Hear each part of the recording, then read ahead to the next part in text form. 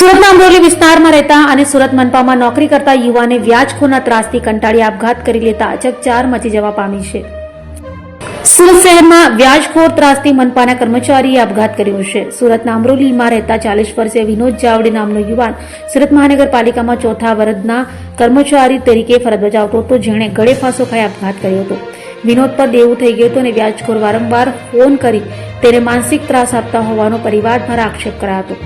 હાલ તો વ્યાજખોરોને પકડી પોલીસ તેઓ સામે કડકમાં કડક કાર્યવાહી કરે તેવી પરિવારે માંગ કરી હતી। બીજી તરફ અમરોલી પોલીસે આ મામલે ગુનો નોંધી વધુ તપાસ હાથ ધરી છે।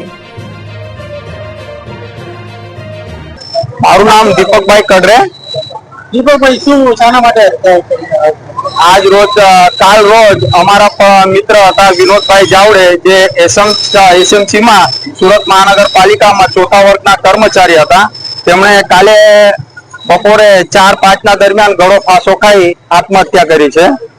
આત્મહત્યાનું કારણમાં એમ ખબર પડે છે કે વ્યાજખોરો પાસેથી વ્યાજના કંઈક પૈસા લીધા હતા, જે વ્યાજખોરો એમને કોલ કરીને પરેશાન કરતા હતા, હેરાન કરતા હતા, માનસિક ત્રાસ આપતા હતા, જેના કારણે એ માનસિક ત્રાસ સહન ન કરતા એમણે ગળે ફાંસો ખાઈ સુસાઇડ કર્યું છે।